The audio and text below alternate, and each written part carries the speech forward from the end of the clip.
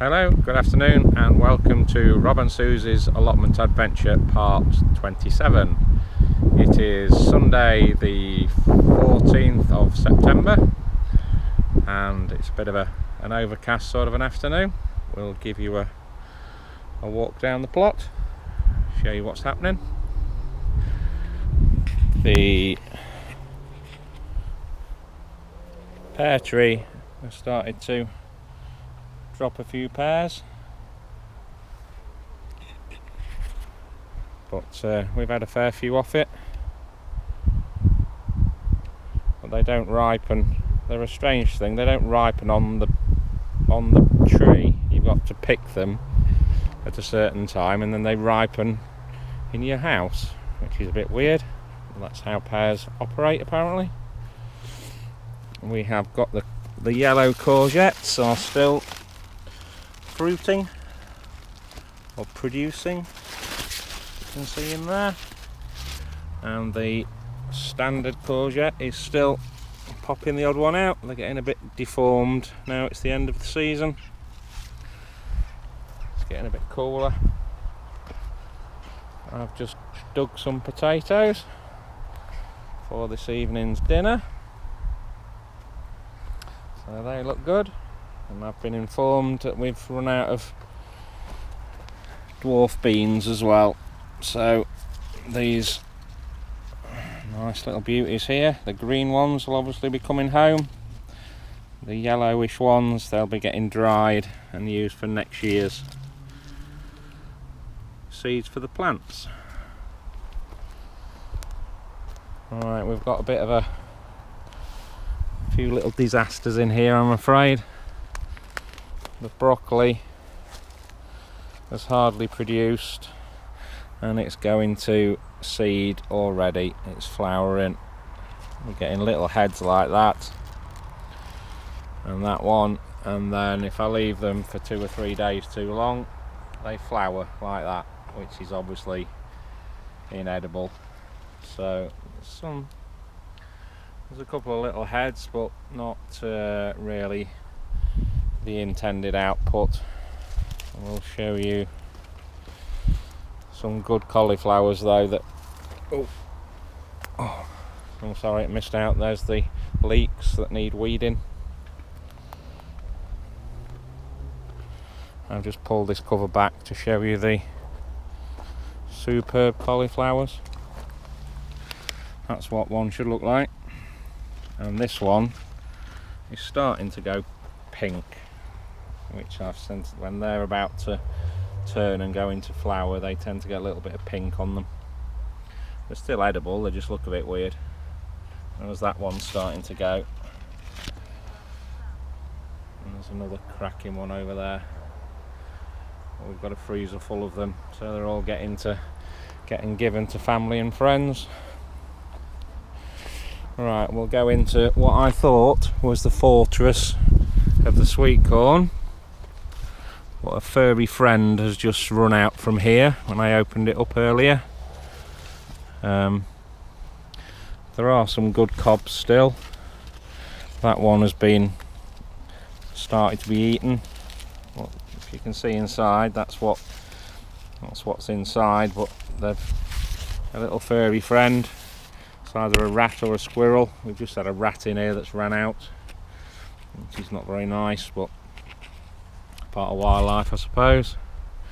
But some of them this year they've started to split open on their own, which is a little bit annoying. That one has as well. See this one? These male bits, they're the silks. No, sorry, they're the other bits, but the silks there, they shouldn't be on the same part of the plant.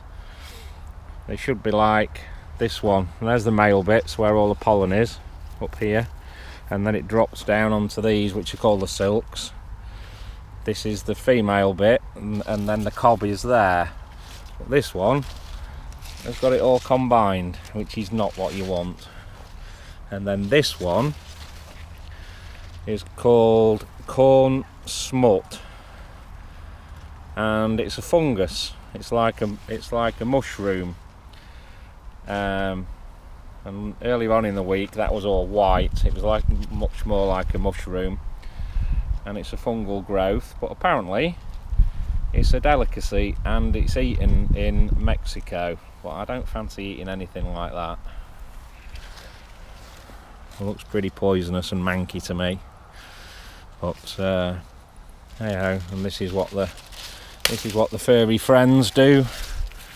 They come and strip it all off. I don't know why, because there's not really any goodness in sweet corn.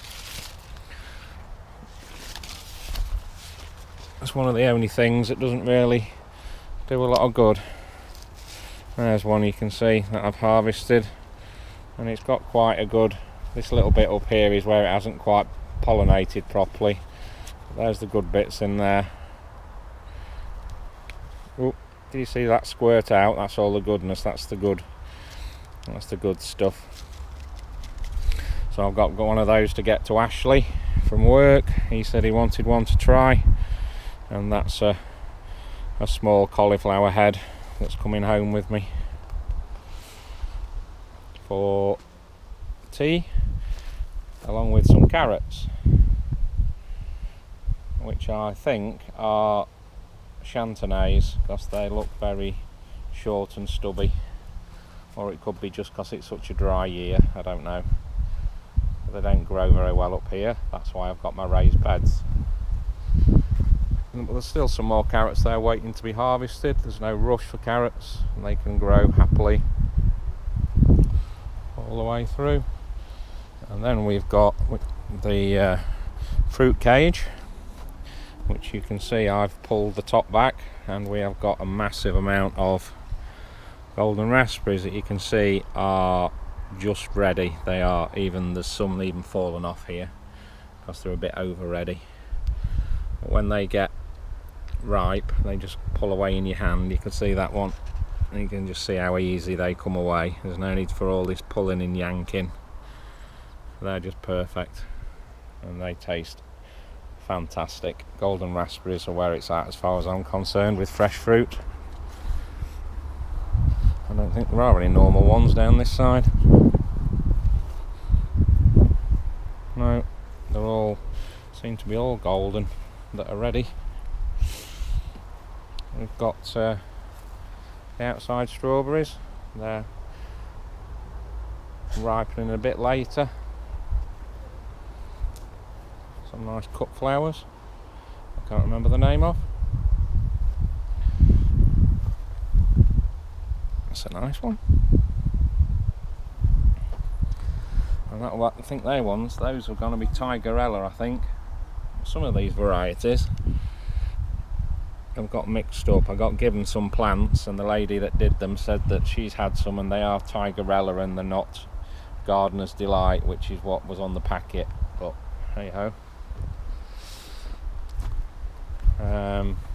Not going so well in here because the squirrels or the other furry friends keep going in, and you can see they've decimated my spinach. They keep digging it up, and I can't stop the little bleeders. I've put this mesh over and they're still managing to get in. So next year it's going to have a proper lid with mesh on that fastens. Now these are where the good carrots should be, but I'm not going to dig them up yet. I'm going to let them go a bit further until the tops start yellowing. So they're still growing nicely. That's where the good carrots should be this year. I've invested quite a bit of time and effort into them, so hopefully they'll be alright. And the jungle is finally rescinding, because at this end the cucumbers have given up the ghost.